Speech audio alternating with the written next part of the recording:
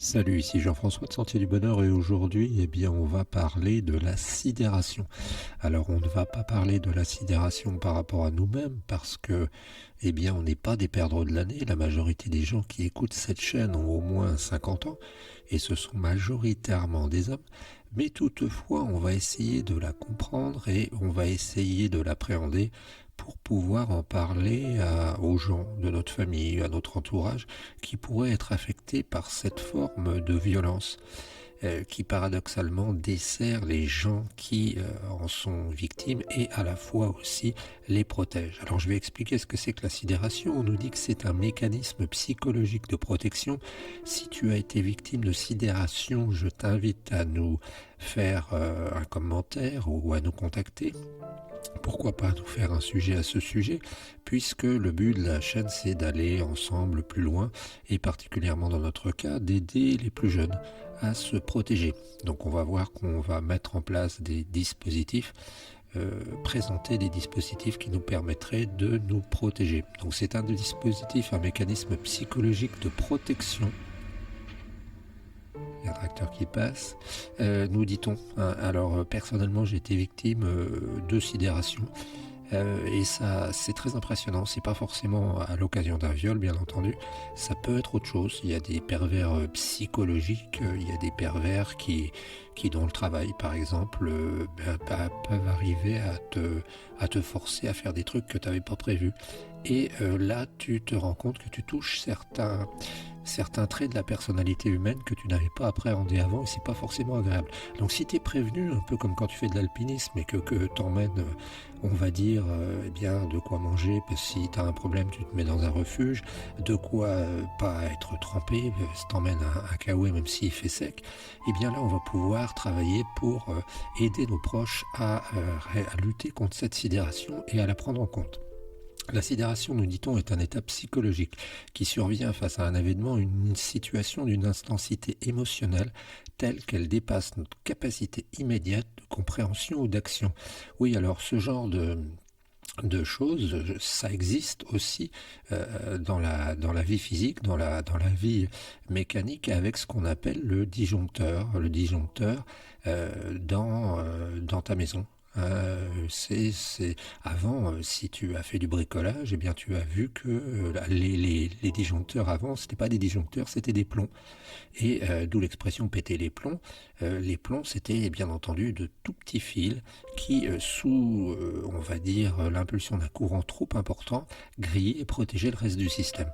C'est exactement comme ça que fonctionne la sidération. La sidération, ça permet de protéger la personne de traumatismes plus grands. Cet état souvent marqué par une stupeur, une paralysie, j'insiste, un sentiment de vide agit comme un mécanisme de protection de l'esprit. En suspendant temporairement la réponse cognitive et émotionnelle, la sidération permet de limiter le choc face à un traumatisme en cours. Ce processus, bien que protecteur, peut également rendre une personne incapable de réagir de manière adéquate dans l'instant. Oui, on va en parler plus longtemps. Donc, c'est ça qui est ambigu dans la sidération, c'est que c'est à la fois un processus qui peut te permettre de te protéger, mais qui, dans un autre sens, va faire que la personne, l'agresseur, puisqu'il y a, en l'occurrence, il y a l'expression d'un agresseur, va arriver à ses fins provisoirement. Un exemple historique, alors je réfléchissais à ça aussi, et je réfléchissais que quand on pense à la guerre 39-44, on s'aperçoit que on a eu une forme de sidération, pas de la sidération nécessairement d'individus, mais de sidération d'un pays tout entier, parce que en fait, à l'époque de la guerre 40, on s'attendait à ce que les Allemands ne passent pas, ou on s'attendait à quelque chose de traditionnel, et on a été surpris par ce qui s'appelait la Blitzkrieg, la guerre éclair. Un exemple historique frappant l'utilisation de la sidération à grande échelle et donc la stratégie militaire de la Blitzkrieg. Ça doit vouloir dire, voilà, c'est ça la guerre éclair, qui est employée par l'Allemagne nazie pendant la Seconde Guerre mondiale. Alors, je ne suis pas un obsédé de l'Allemagne nazie, je dis simplement qu'ils ont utilisé cette technique. Dès le 1er septembre 1939, l'invasion de la Pologne a marqué la première mise en place de cette stratégie. Donc, la stratégie, c'est simple, ça consiste à envoyer contre l'ennemi des avions qui vont très vite, des panzers, des blindés qui vont très vite, et puis à avancer et à prendre l'ennemi par surprise. D'ailleurs, à cette occasion, les Allemands, toi tu connais peut-être le nom, moi je ne le connais pas, je ne me rappelle pas, mais utilisaient des produits que Saint-Exupéry utilisait pour ses raids. Quand il est parti pour l'Égypte, il avait pris des thermos de café, qu'il avait oublié d'ailleurs au début, et puis il a pris aussi des produits qui permettaient de ne pas dormir pendant 24 heures, qui ont permis aux soldats allemands aussi, les mêmes plus ou moins, d'envahir sans perdre de temps. Là, nous, on était encore 3 trains en retard. Et donc, elle est employée par l'Allemagne nazie. Dès le 1er septembre, l'invasion de la Pologne a marqué la première mise en œuvre de la stratégie, mais c'est surtout en 1940 que son efficacité a sidéré littéralement les Alliés. Les forces allemandes, sous les ordres de Heinz Guderian, ont percé les défenses françaises dans les Ardennes, un secteur jugé imprenable. Bah oui, on avait notre ligne Maginot, on s'était mis les mains dans les poches, pour ne pas dire autre chose, et puis on s'était dit tout ira bien. Ils sont passés par les Ardennes, ils n'avaient pas pensé. En quelques jours, la progression des troupes mécanisées a atteint Sedan le 14 mai, provoquant un effondrement total des lignes françaises. En juin, Paris tombe et le gouvernement français se réfugie à Bordeaux avant de demander l'armistice. Ce mélange de rapidité et de violence plonge les dirigeants alliés dans un état de sidération, paralysant toute tentative de contre-offensive coordonnée. Oui, ils n'ont pas été des méritants, les soldats. Ça a été les gouvernants qui ont été complètement dépassés. Rappelons-nous qu'à cette époque-là, on utilisait encore le téléphone de campagne, et donc il suffisait de couper la ligne, etc.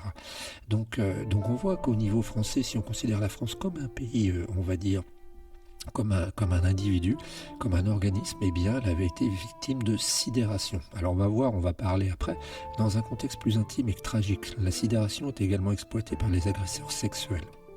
Les cas d'agression perpétués par des figures publiques, comme par exemple Gérard Depardieu, mettent en lumière cette mécanique psychologique. Oui, parce que eux l'ont bien intégré, cette mécanique psychologique. Eux, ils savent très bien ce qu'ils font. Ils se sont aperçus que quand ils frappent fort et comme ils sont connus, il ne se passe rien et les gens ne réagissent pas sur le moment. Plusieurs femmes, dont Charlotte Arnault, il est impressionnant le témoignage de cette femme. Tu vas taper sur YouTube Charlotte Arnault, tu verras. Si j'ai le temps, je te le mettrai dans les commentaires, dans la description, tu verras qu'elle explique très bien sa sidération. Elle explique très bien parce que elle dit même que quand elle est retournée le voir après qu'il l'ait violée carrément, elle a été de nouveau violée et on aurait tendance à dire mais bon, t'as accepté. Pas forcément, parce qu'elle explique qu'à cette occasion-là, elle a été complètement, encore une fois, sidérée. C'est comme si ses jambes ne répondaient pas, plutôt que de lui coller une claque ou de se débattre en le griffant, elle s'est laissée faire. Et au début, c'est difficile à comprendre. La surprise, l'intensité et parfois le caractère public de ces agressions engendrent une incapacité temporaire à réagir, permettant à l'agresseur d'exercer son contrôle. Ces récits illustrent comment la sidération, bien que naturelle et protectrice, peut être instrumentalisée pour asseoir une domination. Parfois c'est naturel et protectrice. C'est naturel et protecteur pour nous-mêmes, c'est-à-dire que ça nous empêche de péter les plombs carrément.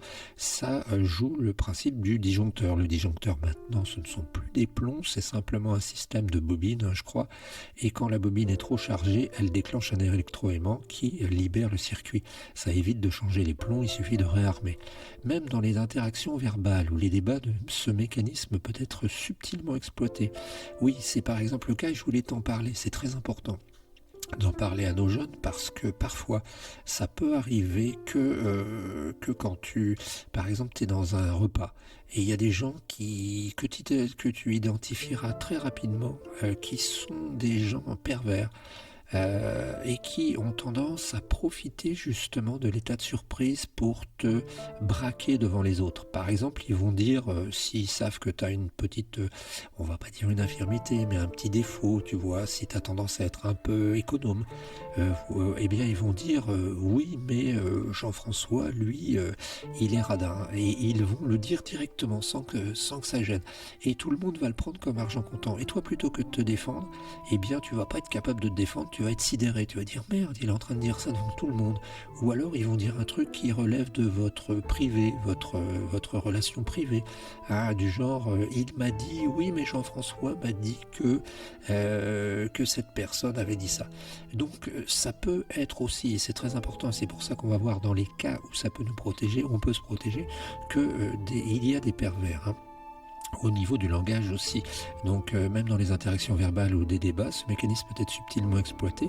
Un interlocuteur agressif ou manipulateur peut chercher à provoquer une réaction émotionnelle forte pour plonger son adversaire dans une désorientation.